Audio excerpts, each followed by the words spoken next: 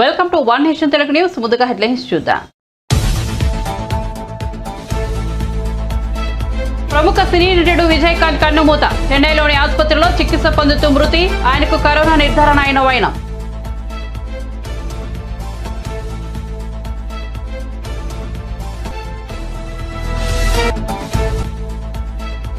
బెంగళూరులో TDP forum సమావేశం. తాను చేసిన పనులను భవిష్యత్ తరాలు గుర్తు పెట్టుకోవాలని చంద్రబాబు. 2047కి ప్రపంచంలో భారత్ నెంబర్ 1 అవుతుందని ధీమా.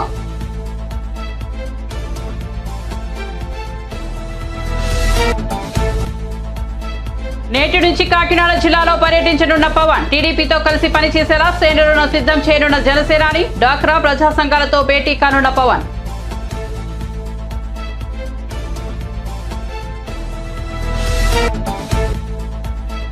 ప్రజాపాలన దరఖాస్తుల స్వీకార కార్యక్రమాన్ని ప్రారంభించిన బల్లుమట్టి విక్రమార్క.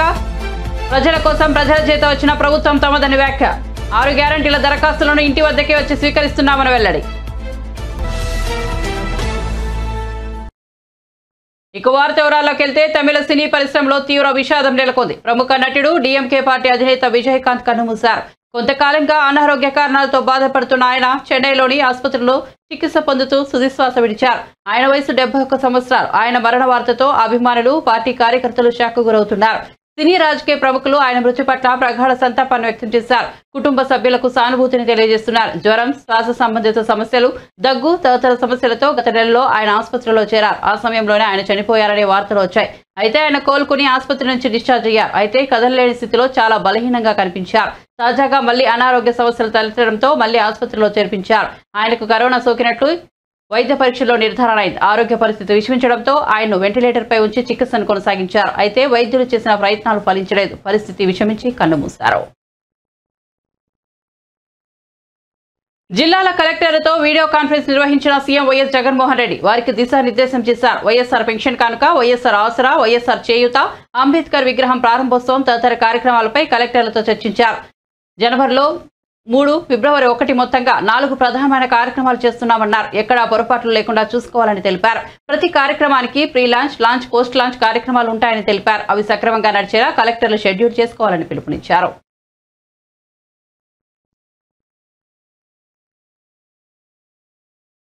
ప్రపంచానికి నాయకత్వం వహించే అవకాశం భారత్కే ఉందని టీడీపీ అధినేత చంద్రబాబు అన్నారు. 2047 సంవత్సరానికి ప్రపంచంలో భారత్ నెంబర్ 1గా ఉంటుందని చెప్పారు.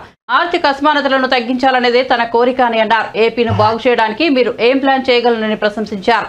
100 రోజుల యాక్షన్ ప్లాన్ సిద్ధం చేశారని చెప్పారు. రానున్న ఎన్నికలు ఎంత ముఖ్యమో ప్రజలకు వివరించి చెప్పాలని అన్నారు. ఎన్నికల ప్రచారంలో కూడా మీరు పాల్గొనాలని చెప్పారు. మీరు సంపాదించిన దాంట్లో 5% సమాజం కోసం వినియోగించుకోవాలని అన్నారు. తాను చేసిన పనులను భవిష్యత్ తరాలు గుర్తుపెట్టుకుంటే తన జన్మ ధన్యమైనట్లేనని చెప్పారు. తొలుత తనను గెలిపించింది విద్యార్థులేనని అన్నారు. బెంగళూరులో టీడీపీ ఫోరం ఆధ్వర్యంలో జరిగిన కార్యక్రమంలో ప్రసంగిస్తూ ఆయన ఈ వ్యాఖ్యలు చేశారు. ఈరోజు ఎక్కడ చూసినా యువతను చూస్తున్నా, మొత్తం ఈ మీటింగ్ లో చూస్తే యువశక్తి కనపడుతున్నారు. భవిష్యత్తు మీదే. అలాంటి ప్రొఫెషనల్స్ గా ఉండే మొత్తం యువ నాయకులందరికీ ఉన్న నమస్కారాలు, అభినందనలు, శుభాభినందనలు. ఈరోజు మీ ఉత్సాహం చూసినప్పుడు అనిపిస్తుంది, ఇటీవల నాకు కష్టం వచ్చినప్పుడు ఏ విధంగా స్పందించారో మిమ్మల్ని చూశాను.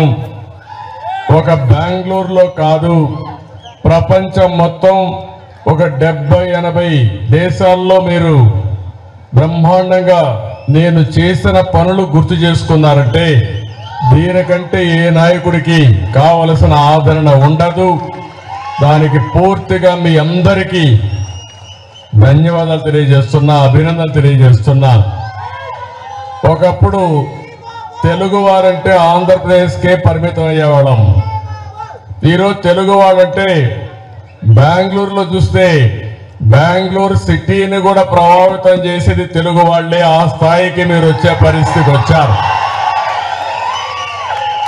తెలుగువారు ఈరోజు ఒక పక్క ఆంధ్రప్రదేశ్, తెలంగాణ 2 రాష్ట్రాల్లోనే కాకుండా అటు చెన్నైకి పోయినా, బెంగళూరుకు వచ్చినా, ఏ సిటీకి వచ్చినా ఎక్కడన్నా సమర్థంగా సేవలు అందిస్తున్నారంటే వారికి చిరునామాగా తెలుగువారు ఉన్నారు. ఇది మనందరికీ గర్వ కారణం. ఒక మన దగ్గరనే కాదు, మన దేశంలోనే కాదు, ప్రపంచం మొత్తం తెలుగు వారు వెళ్ళే పరిస్థితి వచ్చారు. ఏ దేశానికి వెళ్ళినా మన అడ్రస్ కోసం ఎత్తుక్కోకుండా ఎక్కడన్నా పాస్ట్ లొకాలిటీ ఉంటే అక్కడికి వెళ్తే అక్కడ ఇండియన్స్ ఉంటారు. వాళ్ళల్లో చూస్తే ప్రముఖమైన స్థానంలో తెలుగు వాళ్ళు ఉంటారు. ఇది చాలా గర్వ కారణం అని చెప్పి కూడా నేను మీకు తెలియజేస్తున్నా. దీనికి కారణం 30 సంవత్సరాల కంటే ముందు నేను ముఖ్యమంత్రి అయిన తొలి రోజుల్లో నేను ఒకటే ఆలోచించాను. తెలుగువారు అప్పటి వరకు వ్యవసాయమే చేస్తున్నాం, వ్యవసాయ పనులు కూలీలుగానే ఉన్నారు. ఎందుకు ఒక రైతు బిడ్డ ఐటీ ప్రొఫెషనల్ గా తయారు కాకూడదు? ఒక కూలీ చేసుకునే వ్యక్తి వాళ్ళ పిల్లవాడిని ఎందుకు ఐటీ ప్రొఫెషనల్ గా తయారు చేయకూడదనే ఆలోచనతోనే నేను ఆ రోజు నాలెడ్జ్ ఎకానమీకి శ్రీకారం చుట్టాను. అదే ఐటీ అని చెప్పి కూడా నేను మీకు తెలియజేస్తున్నా. ఈ రోజు మీరు చూస్తే ప్రపంచం మొత్తం, నేను చిన్నప్పటి నుంచి ఒకసారి నెమరు వేసుకుంటే ఆ రోజు ఎడ్ల బండ్ల దగ్గర నుంచి ఈరోజు డ్రైవర్లెస్ కార్ల వరకు వచ్చేసాం. అంటే డెవలప్మెంట్ మనం చాలా వరకు ముందుకు పోగలిగాం. అదే సమయంలో ఒకప్పుడు ఐటీని నేను ప్రారంభించినప్పుడు చాలా మంది ఎగతాళి చేశారు. ఒకప్పుడు ఐటీ అంటే బెంగళూరు ఉండేది, అలాంటిది పోటీ పడి బెంగళూరు హైదరాబాద్ రెండు ఉండాలని హైదరాబాద్ని ప్రపంచ పటంలో పెట్టాం. ఈరోజు మీరు చూస్తే ఇండియాలోనే కాదు ప్రపంచంలో ఎక్కడ పోయినా నలుగురిలో ఒక ఐటీ ప్రొఫెషనల్ ఇండియన్ ఉంటే, ఇంకా నలుగురిలోనే కాదు ముగ్గురులో ఒకరు ఉంటే, దాంట్లో ప్రతి ఒక్కరు ముగ్గురులో ఒకరు ఆంధ్రప్రదేశ్ నుంచి వచ్చారు, తెలుగువారు వచ్చారు. ఇది గర్వ కారణం. రంగారెడ్డి జిల్లా అబ్దుల్లాపూర్ మెట్లో ప్రజాపాలన దరఖాస్తుల స్వీకరణ కార్యక్రమాన్ని డిప్యూటీ సీఎం మల్లుబట్టి విక్రమార్క ప్రారంభించారు. ఈ సందర్భంగా ఆయన మాట్లాడుతూ తమది ప్రజా ప్రభుత్వమని ప్రజలెవరూ భయపడాల్సిన అవసరం లేదని చెప్పారు. 6 గ్యారంటీలను తప్పకుండా అమలు చేస్తామని హామీ ఇచ్చారు. తమ పార్టీలోకి వస్తేనే ఇళ్లు ఇస్తామని బెదిరించే ప్రభుత్వం తమది కాదని అన్నారు. బీఆర్ఎస్ పాలనలో ఒక్క రేషన్ కూడా ఇవ్వలేదని విమర్శించారు. రాష్ట్ర ప్రజలు నీళ్లు, నిధులు, నియామకాలను పొందలేకపోయారని చెప్పారు. ప్రజల కోసం ప్రజల చేత వచ్చిన ప్రభుత్వం తమదని, ప్రజాపాలన అందిస్తామని చెప్పి తాము ప్రభుత్వాన్ని ఏర్పాటు చేశామని అన్నారు. తమది దొరల పాలన కాదని మల్లుబట్టి విక్రమార్క చెప్పారు. తమ ప్రభుత్వం ఒక వ్యక్తికో ఒక వర్గానికో సంబంధించింది కాదని అన్నారు. 6 గ్యారంటీల దరఖాస్తులను ఇంటి వద్దకే వచ్చి స్వీకరిస్తున్నామని, ప్రతి 100 కుటుంబాలకు ఒక కౌంటర్ పెట్టామని తెలిపారు. రాష్ట్రాన్ని, రాష్ట్ర సంపదను ప్రజలకు అంకితం చేస్తామని చెప్పారు. మంత్రి పొన్నం ప్రభాకర్ మాట్లాడుతూ ఉంటుంది కోరి కొట్లాడి రాష్ట్ర ప్రజల సంక్షేమం కోసం, జీవితాల్లో వెలుగు నింపుకోవటం కోసం, ఉద్యోగాలు తెచ్చుకోవటం కోసం, నిధులు, నీళ్లు, నియామకాలు, ఆత్మగౌరవంతో కూడినటువంటి తెలంగాణ సమాజాన్ని నిర్మించుకోవటం కోసం ఏర్పాటు చేసుకున్నటువంటి తెలంగాణ రాష్ట్ర సమాజం గత 10 ఏళ్లుగా వాటిని పొందలేక, చెందలేక అనేక రకాలైనటువంటి ఇబ్బందులతో మగ్గిపోతా ఉంటే, ఆ లక్ష్యాలను నెరవేర్చాలనేటువంటి ఆలోచనతో రాష్ట్రంలో ఉన్నటువంటి కాంగ్రెస్ పార్టీ గత 10 ఏళ్ళు పెద్ద ఎత్తున పోరాటం చేసి ప్రజలను చైతన్యవంతం చేసి ప్రజాపాలన తీసుకొని వస్తాం. తెచ్చుకున్న తెలంగాణ రాష్ట్రం ఇందిరమ్మ రాజ్యంలో ప్రజల కోసమే పాలన అందిస్తాం, ప్రజా ప్రభుత్వాన్ని ఇస్తాం.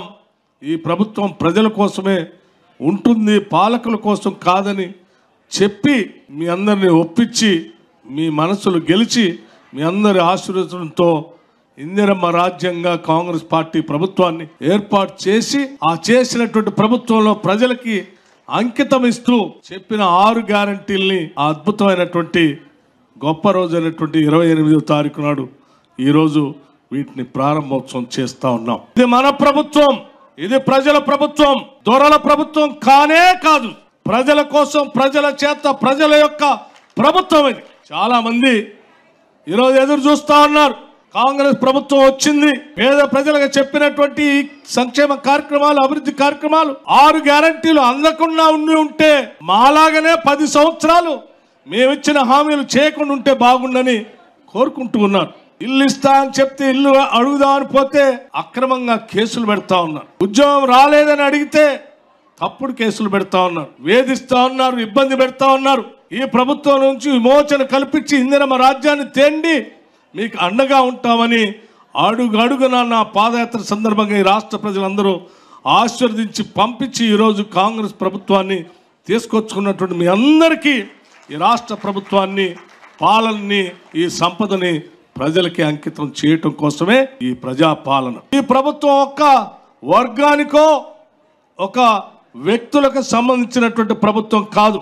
ఈ ప్రభుత్వం అందరిది, అందరి కోసం చేస్తాం. గత ప్రభుత్వం లాగా మా పార్టీలోకి వస్తేనే ఇల్లు ఇస్తాం, మా పార్టీలోకి వస్తేనే పెన్షన్ ఇస్తాం, లేకపోతే మా పార్టీలోకి వస్తే అది చేస్తాం, ఇది చేస్తాం, మా కండం వేసుకోండి అని చెప్పి బెదిరించేటువంటి పరిస్థితులు కూడా ఉండవు. ఇది అన్ని వర్గాలకి అర్హత కలిగినటువంటి అందరూ అప్లికేషన్లు పెట్టుకోవచ్చు. ఈ రాష్ట్ర బిడ్డలైతే చాలు, ఈ రాష్ట్ర కుటుంబం అయితే చాలు, తప్పనిసరిగా వాళ్ళందరికీ అందించే కార్యక్రమాన్ని కూడా చేయబోతా ఉన్నాం. మేము తప్పనిసరిగా 6 గ్యారంటీల్ని తప్పనిసరిగా ప్రజలకి అమలు చేసి తీరుతాం. కోరి కొట్లాడి ఈ రాష్ట్ర ప్రజల సంక్షేమం కోసం జీవితాల్లో వెలుగు నింపుకోవటం. తెలుగుదేశం పార్టీకి తగులు పట్టిందని మంత్రి జోగి రమేష్ మండిపడ్డారు. టీడీపీ దివాలా తీసిందని అందరికీ తెలుసన్నారు. చంద్రబాబు ఒంటరిగా పోటీ చేసే దమ్ము ధైర్యం లేదని తెలుసునని ఎద్దేవా చేశారు. పొత్తుల పేరుతో అందరి కాళ్లు పట్టుకుంటూ చంద్రబాబు తిరుగుతున్నారని దుయ్యబట్టారు. అలాంటి పార్టీకి చెందిన అచ్చెన్నాయుడు వైఎస్ఆర్సీపీ మేనిఫెస్టో ఫెయిల్ అయిందని ఆరోపించడం సిగ్గుచేటని ధ్వజమెత్తారు. 99.5% హామీలను అమలు చేసిన నేత సీఎం జగన్మోహన్ రెడ్డి అని చెప్పిన జోగి రమేష్ దీనిని తాము నిరూపిస్తామని తెలిపారు. మేనిఫెస్టోలపై చర్చకు వచ్చే దమ్ముందా అని ప్రశ్నించారు. టీడీపీ 2014 నాటి మేనిఫెస్టో, వైఎస్ఆర్ 2019 నాటి మేనిఫెస్టో మీద చర్చకు రాగలరా అని ప్రశ్నించారు. మేనిఫెస్టో అంటే తమకు బైబిల్, ఖురాన్, భగవద్గీతతో సమానమని తెలిపారు. మేనిఫెస్టో అమలు చేశాం కాబట్టి ధైర్యంగా ప్రతి ఇంటికి వెళ్లి మళ్లీ ఓటు అడుగుతున్నామన్నారు. 19 నుంచి ఇప్పటి వరకు అంటే 4 సంవత్సరాల కాలంలో ఏం చేశామో దమ్ముగా ధైర్యంగా గడపకి వెళ్ళాం. ఆ అక్కకి, ఆ చెల్లెమ్మకి, ఆ అమ్మకి చెప్తూ ఈ 8 నెలల 7 నెలల సంవత్సరం నుంచి తిరుగుతూ ఉన్నాం. గ్రామాల్లో తిరుగుతున్నాం, ప్రతి గడపకి వెళ్తా ఉన్నాం. భారతదేశ చరిత్ర చూసుకోండి. జాతీయ పార్టీలు ఉంటాయి, ప్రాంతీయ పార్టీలు ఉంటాయి. 28 రాష్ట్రాల్లో చాలా మంది ముఖ్యమంత్రులు ఉంటారు. కానీ చరిత్ర పుటల్లో ఏ శాసనసభ్యుడైనా ప్రతి గడపకి కూడా వెళ్ళి ఎన్నికలైన తర్వాత ఇదిగో అమ్మా, ఇదిగో మన జగనన్న నీ ఇంటికి పంపించాడు, ఇదిగో అమ్మఒడి, ఇదిగో చెయ్యత్, ఇదిగో ఆసరా, ఇదిగో కాపు నేస్తం, ఇదిగో పెన్షన్, ఇదిగో ఇళ్ల స్థలం ఇచ్చాం, ఇల్లు కట్టించాం, పిల్లలకి చదువులు చెప్పించాం. 1 కాదు 2 కాదు, ఇన్ని రకాల పథకాలని మీ గడపకి చేర్చాడు గౌరవ ముఖ్యమంత్రి జగన్మోహన్ రెడ్డి గారని చెప్పే దమ్ము ధైర్యం మాకు మనసుంది కాబట్టి, మాకు ప్రేమ ఉంది కాబట్టి, ఆ ప్రేమతో మేము ఆ గడపకి వెళుతున్నాం కాబట్టి ఈ రాష్ట్రంలో ఉన్న అక్క, చెల్లి అందరూ కూడా, అవ్వ, తాత అందరూ కూడా ప్రేమతో జగన్మోహన్ రెడ్డి గారిని గుండెల్లో పెట్టుకుని మా బిడ్డ జగన్, మా తమ్ముడు జగన్, మా అన్నయ్య జగన్ అన్న అని చెప్పేసి ప్రతి ఒక్కళ్ళు కూడా ఆదరిస్తున్న పరిస్థితులు. ఈరోజు తగుదునమ్మా అంటూ 85% ఫెయిల్ అని చెప్పావే, రమ్మని అడుగుతా ఉన్నా. ఎక్కడికి రమ్మంటావు చెప్పమని అడుగుతా ఉన్నా. మీలాగా మోసం చేయటం కాదు, మీలాగా మేనిఫెస్టోని తీసి దిండు కింద పెట్టుకొని పడుకోవటం కాదు, మీలాగా మేనిఫెస్టోని చించి సంకలో పెట్టుకోవటం కాదు, మీలాగా మేనిఫెస్టోని తీసుకెళ్ళి పచారీ కుట్టులు అమ్ముకోవటం కాదు, పొట్లాలు కట్టుకోవటం కాదు, శనక్కాయలు వాళ్ళకి ఇచ్చి శనక్కాయలు పార్సిల్ చేసుకోవటం కాదు. ఈరోజు మేనిఫెస్టోని అమలు చేశాం కాబట్టి, ఈరోజు మీ అందరూ రాష్ట్ర ప్రజలు ఆశీర్వదిస్తున్నారు కాబట్టి, రాష్ట్రం మొత్తం కూడా ఒక్క తాటి మీదకి వచ్చారు కాబట్టి, బీసీ, ఎస్సీ, ఎస్టీ, మైనార్టీ, అగ్రకుల పేదలందరూ కూడా జగన్మోహన్ రెడ్డి గారు ఆయన చేస్తున్న పథకాలు, ఆయన మాకిస్తున్న లబ్ధి ప్రతి గడపలో మాకు ముందడుగు వేస్తూ ఉన్నాం. ప్రతి గడప ఆనందంగా ఉంది, ప్రతి గడపలో ఉన్న అక్క చెల్లెళ్ళు, అన్నతమ్ములు సంతోషంగా ఉన్నారని చెప్పేసి వాళ్ళు ఎంతో ఆనందపడుతూ ఉంటే ఈ ముత్తైదులందరూ కలిసి, పెద్ద ముత్తైదులందరూ కలిసి మేనిఫెస్టో ఫెయిల్ అయిందంట. ఏం ఫెయిల్ అయిందో చచ్చినాడు. ఫెయిల్ అయింది ఎవరు? ఫెయిల్ అయితే ఏదో మేము మా మేనిఫెస్టో 2014 మేనిఫెస్టో బాగా చేసాం. బాగా చేస్తే మీరు ఎందుకు 23 సీట్లకు పడిపోతారు బాబు, పరిమితం అయిపోతారు బాబు. దిక్కులేని ఎదవల్లాగా ఎందుకు తయారవుతారు మీరు? ఈరోజు మేము చెప్తా ఉన్నాం, దమ్ముగా చెప్తా ఉన్నాం, మేనిఫెస్టో అమలు చేశాం కాబట్టి, హామీలు నెరవేర్చాం కాబట్టి మరలా వైఎస్ఆర్ కాంగ్రెస్ పార్టీ రేపు జరిగే ఎన్నికల్లో 175 సీట్లలో గెలవబోతా ఉన్నాం. వై నాట్ 175 అనే దిశగా అడుగులు వేస్తా ఉన్నాం. ఈరోజు దిక్కు దివాణాలు లేని తెలుగుదేశం పార్టీ, తెగులు పట్టిన తెలుగుదేశం పార్టీ, ఆ నాయకుడికి కనీసం నాది గ్యారంటీ అని చెప్పి చెప్తా ఉన్నావే, గ్యారంటీ లేని నాయకుడు ఎవరైనా ఉన్నాడంటే చంద్రబాబు నాయుడు. ఇందాక చెప్తా ఉన్నాడు, మా లీడర్కి ఇల్లు ఉంది, అడ్రస్ ఉంది. ఎక్కడ వచ్చినాడు చెప్పు. చంద్రబాబు నాయుడు ఇల్లు ఎక్కడా? చంద్రబాబు నాయుడు డోర్ నెంబర్ ఎక్కడా? వైసీపీ ఎమ్మెల్యే సీట్ల మార్పు, షర్మిల కాంగ్రెస్ పార్టీలో ఎంటీ ప్రచారాలపై సీరియస్ కామెంట్ చేశారు మంత్రి గుడివాడ అమర్నాథ్. షర్మిల కాంగ్రెస్ చేరిక ఆమె వ్యక్తిగతమని అన్నారు. ప్రజాస్వామ్యంలో ఎవరు ఏ పార్టీలో అయినా చేరవచ్చు. కాంగ్రెస్ లో చేరినా, కేఏపాల్ పార్టీలో చేరినా తమకేం సంబంధం లేదని తెలిపారు. సీట్ ఇస్తేనే పార్టీలో ఉంటామనే నాయకులు వెళ్లిపోవడమే మంచిదని మంత్రి అమర్నాథ్ పేర్కొన్నారు. పార్టీకి వ్యతిరేకంగా పనిచేసిన సిట్టింగ్ ఎమ్మెల్యేలను సస్పెండ్ చేసిన బలమైన నాయకత్వం వైసీపీదని మంత్రి చెప్పారు.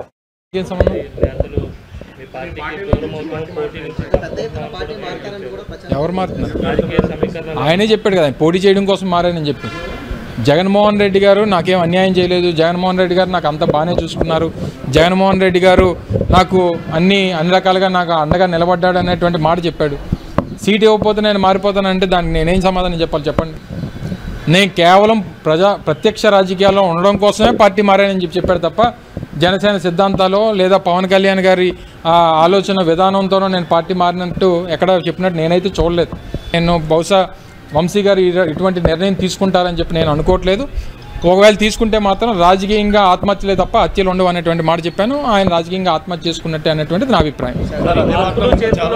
అమర్నాథ్ స్థానం కూడా మారబోతుంది, మంత్రికి స్థానచలనం కలగబోతుందని వార్తలు వస్తున్నాయి. అది మీరు నేను కాదు కదా నిర్ణయించేది, జగన్మోహన్ రెడ్డి గారు నిర్ణయిస్తారు. నేను మొదటి నుంచి ఒకటే చెప్పాను, అమర్నాథ్ని మార్చినా, అమర్నాథ్ని ఖాళీగా ఉంచినా మేము జగన్మోహన్ రెడ్డి గారి కోసం జెండా పట్టుకొని తిరుగుతాం తప్ప ఇంట్లో కూర్చునేటువంటి రకం కాదు. జగన్మోహన్ రెడ్డి గారు చాలా క్లియర్గా చెప్పారు, 175 మంది అభ్యర్థుల కోసం నేను ఆ రాష్ట్రంలో ఉన్నటువంటి 5,30,00,000 మంది ప్రజల్ని పణంగా పెట్టలేను. 30 మందో 40 మందో 50 మందో బాధపడతారని చెప్పి 5 కోట్ల మందిని నేను బాధ పెట్టేటువంటి పరిస్థితిలో నేను లేను. నాకు రాష్ట్ర భవిష్యత్తు, రాష్ట్రంలో పేదవాడి తాలూకా భవిష్యత్తు, వారి సంక్షేమం, రాష్ట్ర అభివృద్ధి నా ముఖ్యం తప్ప ఒక్కొక్కరిద్దరు ఎవరైనా బాధపడినా వారికి మంచి చేసేటువంటి కార్యక్రమం రేపు మళ్ళీ అధికారంలోకి వచ్చినప్పుడు చేస్తాం తప్ప ఎవరు కూడా కేవలం సీట్లు ఇస్తేనే మేము తిరుగుతాం, సీట్లు ఇస్తేనే మేము పనిచేస్తాం అనేటువంటి మాట బహుశా నాకు తెలిసి ఇక్కడ ఉన్నటువంటి వైఎస్ఆర్ కాంగ్రెస్ పార్టీలో ఎవరుండో ఒకలా అటువంటి ఆలోచన ఎవరైనా ఉంటే వాళ్ళు వెళ్ళిపోతేనే మంచిది అనేటువంటిది నా అభిప్రాయం. ఇప్పుడు వారు క్లియర్గా వెళ్ళిపోతున్న వాళ్ళు ఏం చెప్పారు, మాకు సీట్లు ఇవ్వట్లేదు కాబట్టి వెళ్ళిపోతున్నాం అని చెప్పారు. మాకు ఉన్నటువంటి ఎమ్మెల్యేలు మేము సస్పెండ్ చేసాం. పార్టీకి వ్యతిరేకంగా పనిచేసినటువంటి వారు, పార్టీకి వ్యతిరేకంగా పార్టీ ఆలోచనలకి వ్యతిరేకంగా పనిచేసినటువంటి వారు సిట్టింగ్ ఎమ్మెల్యేలను సస్పెండ్ చేసినటువంటి పార్టీ మాది. అంత బలంగా ఉన్నటువంటి పార్టీ మాది. ఎవరో ఒకరిద్దరు వెళ్ళిపోయినంత మాత్రాన ఏదో మా పార్టీకి నష్టం జరిగిపోయింది, మా పార్టీకి ఇబ్బంది జరిగిపోయింది, జగన్మోహన్ రెడ్డి గారు ఏదో మానసికంగా కృంగిపోయారు అనేటువంటి అనుకోవడం అమాయకత్వం.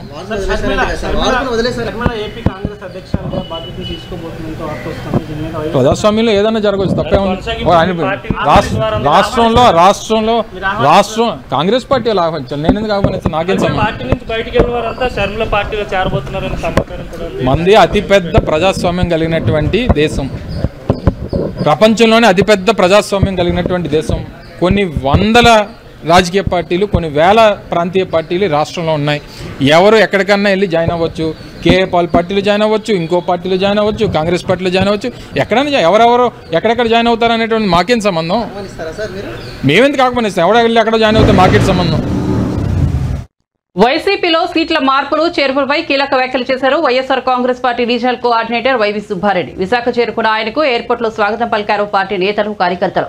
ఇక ఎయిర్పోర్ట్ నుంచి పార్టీ కార్యాలయానికి చేరుకున్న ఆయన మీడియాతో మాట్లాడుతూ, మేము 175 టార్గెట్ పెట్టుకున్నాం, దానిలో భాగంగానే ఈ మార్పులు జరుగుతున్నాయని తెలిపారు. అయితే వైసీపీలో ఎమ్మెల్సీ పదవి ఇచ్చినా కూడా రాజీనామా చేసి వెళ్తున్నారంటే దానికి వారి సమాధానం చెప్పాలన్నారు. ఎంతమంది నాయకులు ఉన్నా బీసీలకు న్యాయం చేయాలని, పట్టుబట్టి వంశీకి ఎమ్మెల్సీ పదవి ఇచ్చాం, కానీ ఆయన పార్టీని వీడారు. అయితే పార్టీ నుంచి ఎవరు వెళ్లిపోయినా మాకు ఏమీ ఇబ్బంది లేదు. ప్రజల ఆశీస్సులతో వైఎస్ జగన్మోహన్ రెడ్డి మళ్లీ ముఖ్యమంత్రి అవుతారనే నమ్మకాన్ని వ్యక్తం చేశారు. ఎమ్మెల్సీ పదవి ఇచ్చారు మా ముఖ్యమంత్రి జగన్మోహన్ రెడ్డి. సరే, ఏ కారణాల వల్ల పోయారో దేనికి పోయారో వాళ్ళే చెప్పాలి. ఎవరు పోయినా మా పార్టీకి ఇబ్బంది ఏం లేదు. తప్పకుండా రాబోయే రోజుల్లో ప్రజల ఆశీస్సులతో మళ్ళా జగన్మోహన్ రెడ్డి గారే ముఖ్యమంత్రి అవుతారు. ఈ పవన్ కళ్యాణ్ గారు, చంద్రబాబు నాయుడు గారు ఎన్ని మాటలు చెప్పినా, ఎన్ని ఇవి చేసినా కూడా కుతంత్రాలు చేసి మా నాయకుడికి, మా ప్రభుత్వానికి తెలియదు. గౌరవ ముఖ్యమంత్రి జగన్మోహన్ రెడ్డి గారు అమలు చేస్తున్న సంక్షేమ పథకాలు, అభివృద్ధి కార్యక్రమాలు రాబోయే రోజుల్లో మాకు మళ్ళీ ప్రజలు ఆశీర్వదిస్తారు. ఈ 11 మంది ఇన్ఛార్జీలు, కొత్త ఇన్ఛార్జీలు పెట్టారు.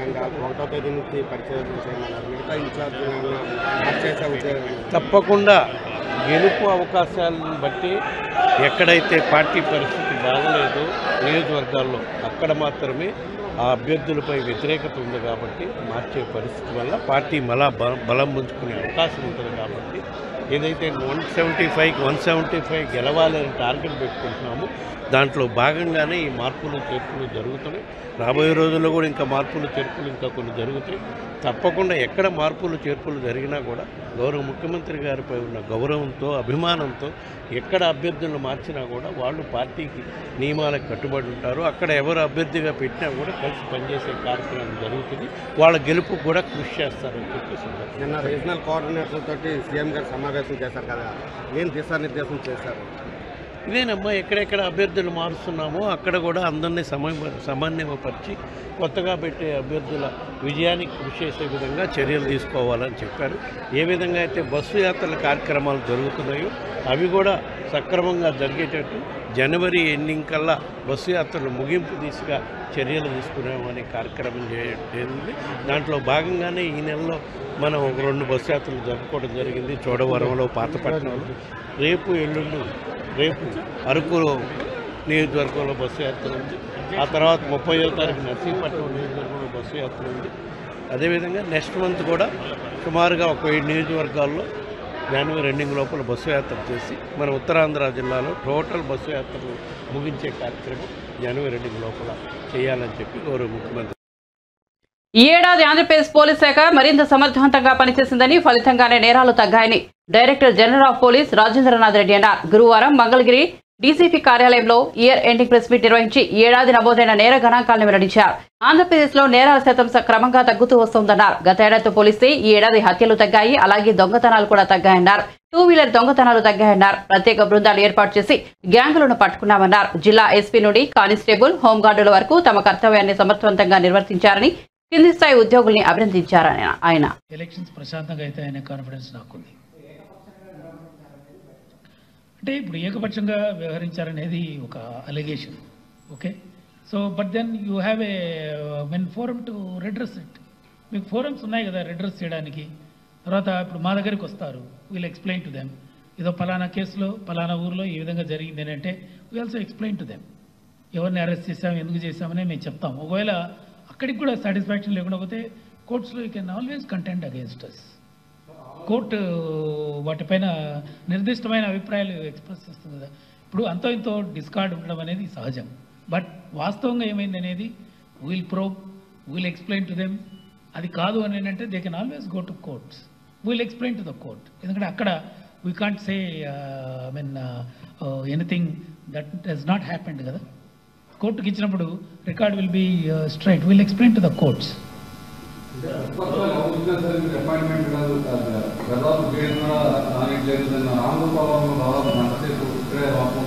ఏం కాదు, ఎవరైనా రావచ్చు. ఒకవేళ అట్లా ఎవరైనా రావాలనుకుంటే రమ్మని చెప్పండి, there is no problem. Okay, అంటే ఇప్పుడు ఏదైనా ఇన్సిడెంట్ పైన అడిగి ఉంటారు. ఇన్సిడెంట్ విచ్ ఈజ్ డైరెక్ట్గా తెలిసిపోయిన ఇన్సిడెంట్, క్లియర్ కట్ ఎవరు తప్పు చేశారనేది తెలిసిన సంఘటనల్లో will explain to them by writing. Okay,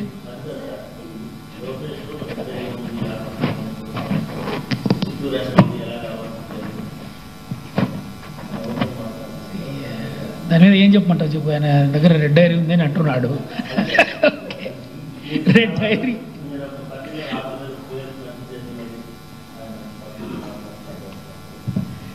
అవన్నీ అందుకే నేను చెప్పేది, they may express opinions, okay, will handle everything, that's all we can tell you. So ఎవరైనా కూడా పేర్లు రాశారు అది ఇది అంటే we leave it to them, but we have to do our work, right? Whatever we are doing will be fair, that much we can say. అంతవరకు చెప్పగలం కదా, అంతకంటే ఏం చెప్తాం దాంట్లో, ఓకే? ఇప్పుడు ఎవరైనా కూడా ఏదైనా ఒక ఇన్సిడెంట్ పైన ఒక స్పెసిఫిక్గా విధంగా వచ్చి ఈ విధమైన ఇన్సిడెంట్ ఈ విధంగా జరిగింది, యాక్చువల్గా ఆ విధంగా జరగలేదని చెప్తే will examine, will enquire and will come out with facts. అవి నచ్చుతాయా లేదా, ఫ్యాక్ట్ నచ్చవచ్చు నచ్చకపోవచ్చు, నచ్చకపోతే దేర్ ఆర్ కోర్ట్స్, ఎందుకు దానికి మీద పెద్ద ఇష్యూనే లేదు, ఓకే రైట్? ఇంకా రెస్ట్ ఏదైనా కూడా ఎవరైనా డైరీస్ మెయింటైన్ చేస్తానంటే I mean will leave it them, it's okay, will do our work systematic.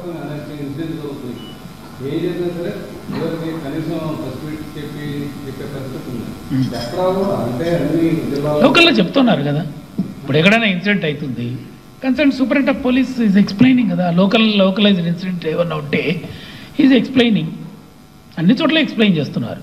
It's only that దానికి సమ్మతం కాకపోతే అది వేరే విషయం, కానీ బట్ ప్రతి చోట ఎనీ ఇన్సిడెంట్ అయిన చోట even your also getting the feed కదా. అందులో పైగా ఇవన్నీ కూడా మనకు ఎలక్ట్రానిక్ మీడియాలో కూడా ప్రస్ఫుటంగా కనిపిస్తూనే ఉంటాయి.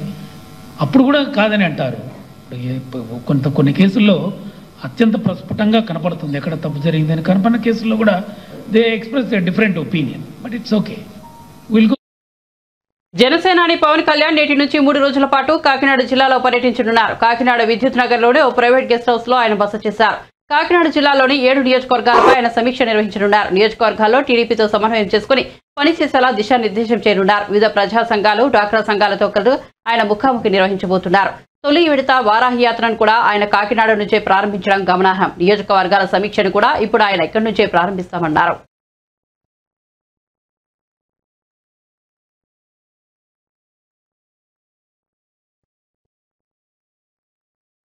బులెటిన్ ముగించే ముందు హెడ్లైన్స్ మరోసారి చూద్దాం. ప్రముఖ సినీ నటుడు విజయకాంత్ కన్నుమూత. చెన్నైలోని ఆసుపత్రిలో చికిత్స పొందుతూ మృతి. ఆయనకు కరోనా నిర్ధారణ అయిన వైనం.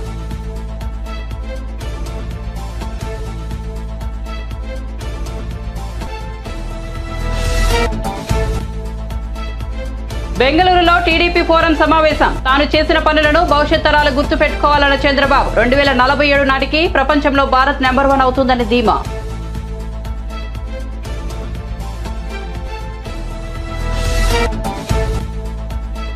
నేటి నుంచి కాకినాడ జిల్లాలో పర్యటించనున్న పవన్. టీడీపీతో కలిసి పనిచేసేలా శ్రేణులను సిద్ధం చేయనున్న జనసేనాని. డ్వాక్రా ప్రజా సంఘాలతో భేటీ కానున్న పవన్.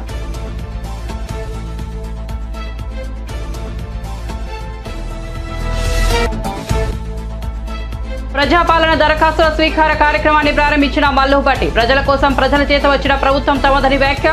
6 గ్యారంటీల దరఖాస్తులను ఇంటి వద్దకే వచ్చి స్వీకరిస్తున్నామని వెల్లడి. మరిన్ని అప్డేట్స్ కోసం చూస్తూనే ఉండండి వన్ నేషన్ తెలుగు న్యూస్.